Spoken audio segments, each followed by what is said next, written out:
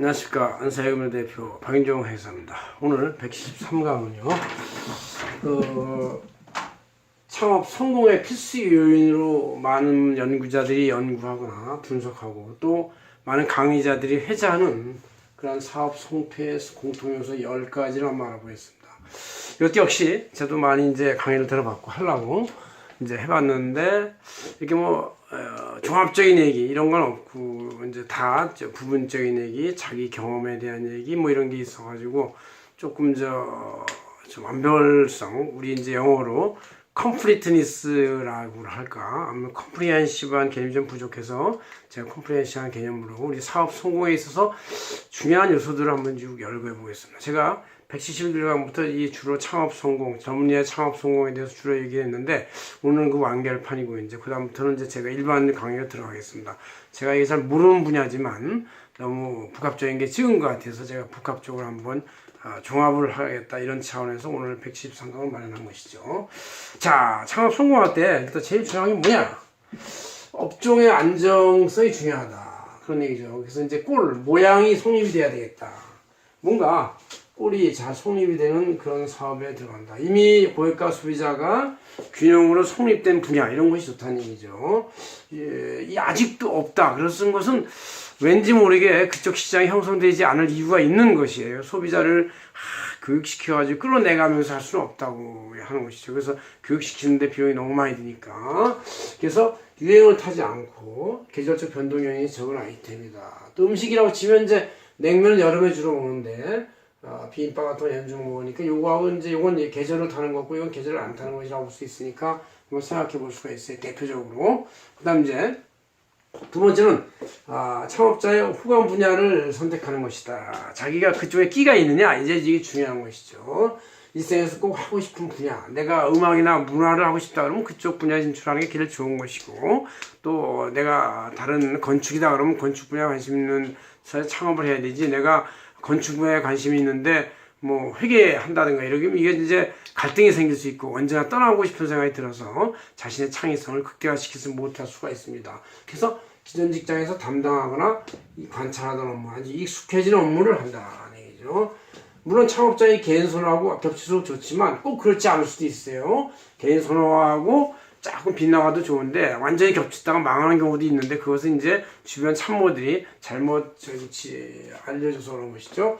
만약에 자기의 선호하고 겹치지 않는다고 치면은 스스로 이거에 흥미가 겹치도록 훈련을 해서 적응을 해야 되겠다. 그런 얘기죠.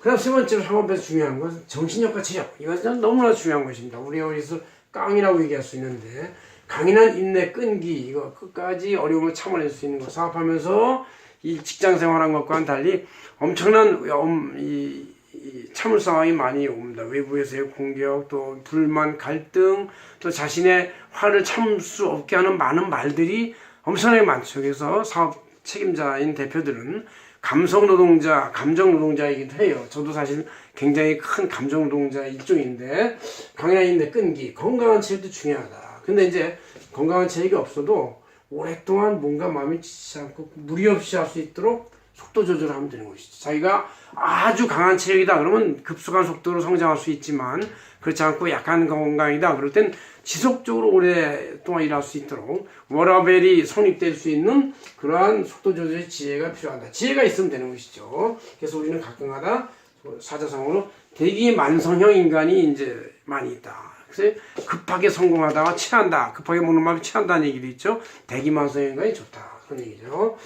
그럼 이제 이건 이제 나에 대한 얘기, 창업자에 대한 얘기라고 치면 나의 주변에 대한 이제 얘기를 이제 한번 해보면 먼저 같이 일하는 인적장에 대해서 우리가 꿈과 비전을 심어줘야 된다. 그래서 다 함께 열성을 부리고 한다는 얘기죠.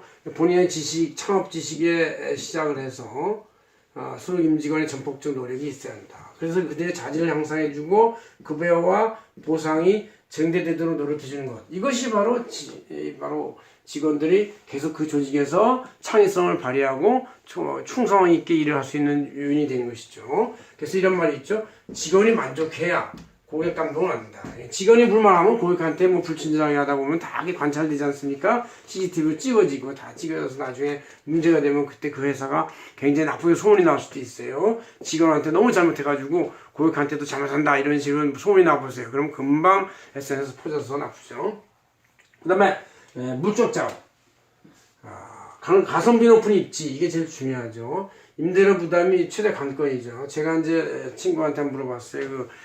중저가 옷을 쭉 하는 한테 매출액에서 제일 무서운 게 뭐냐 그랬더니 바로 매장 임대료를 합니다. 임대료는 이제 이게 밤에도 내야 되고 낮에도 내야 되고 휴일날도 내야 되는 거 이런 거기 때문에 임대료 부담이 제일 크다. 그래서 요새 이제 배달 전문 기업 시대이기 때문에 비싼 앞길, 임대료가 비싼 앞길보단 뒷골목 팩토리형이 가능하다 이런 얘기죠. 또 제조업이면 생산 공장이 위치하고 인재 유치는 연결된 변수다. 생산 공장이 너무 멀리 떨어져 있으면 인재가 오질 않고 인재가 있다가 다시 또 교육과 이런 걸 위해서 이제 떠나는 그 문제가 생긴다 그런 얘기죠.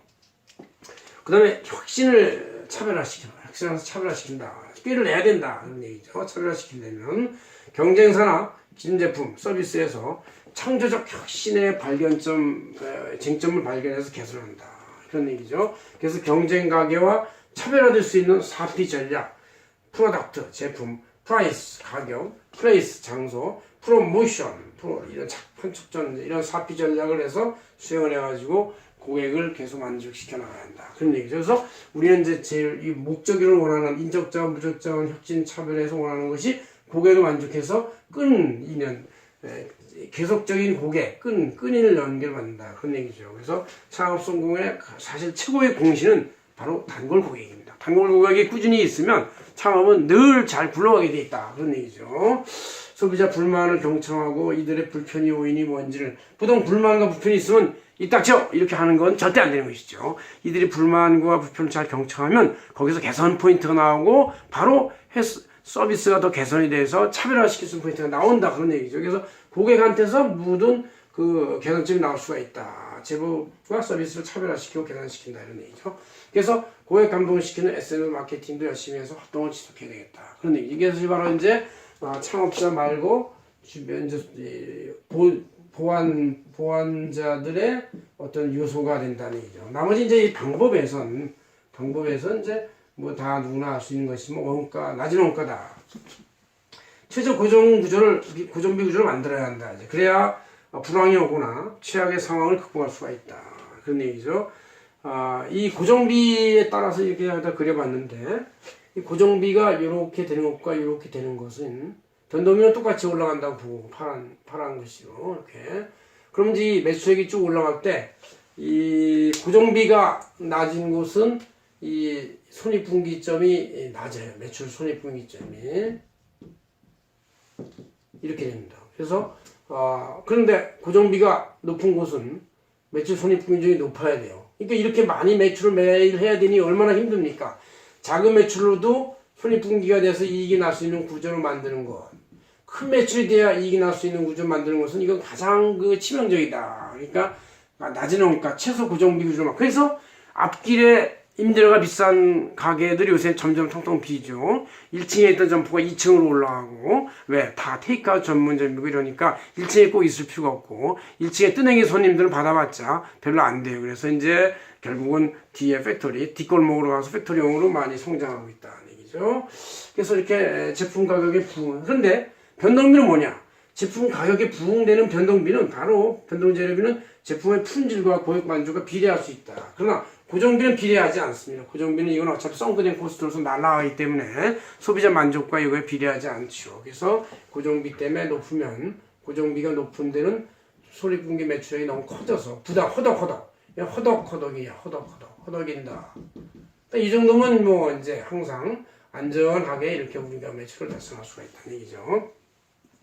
그 다음에 이제 어떤 업무 방법을 단순하게 표준화시켜야 한다. 제품과 제조의 생산 공정, 유통 방법에 대해서 대량 표준화시켜야 되고 서비스 공정, 제공 라인도 단순화시켜야 한다. 그래서 신규 수석 임직원이 누구나 쉽게 따라갈 수 있고 배울 수 있는 표준 매뉴얼을 잘 만들어서 이들이 쉽게 숙달하고 암기할 수 있고 그냥 본능적으로 행동이 나올 수 있게 해야 되지 항상 고민하고 생각하고 해야 한다면 또 서비스가 즉시 리얼타임으로 안 되기 때문에 단순하고 표준화시켜서 대량화시키는 것도 중요하다 그런 얘기죠. 물론 개성의 시대이기 때문에 소품종 다량화도 소품종으로 이렇게 소량화도 중요하지만 다품종 소량화 그래도 표준화 대량화는 역시 이 사업 성공의 성패의 하나의 중요한 요인이다 그런 얘기죠.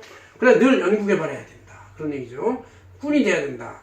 지속적으로 자신의 문제점을 발견하고 나를 알아야 되고 또 성공 요인을 늘 의심해야 한다. 지금까지 성공했는데 그 방식을 계속 따라간다는 거에 대해서 늘 의심하면서 해야 돼요.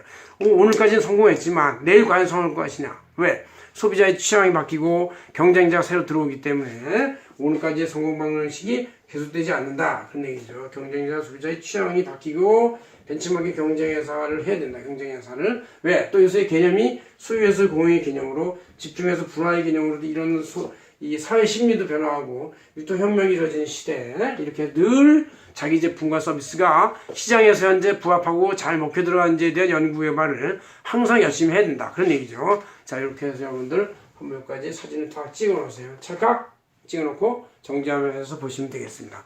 고맙습니다. 방인종 회사였습니다.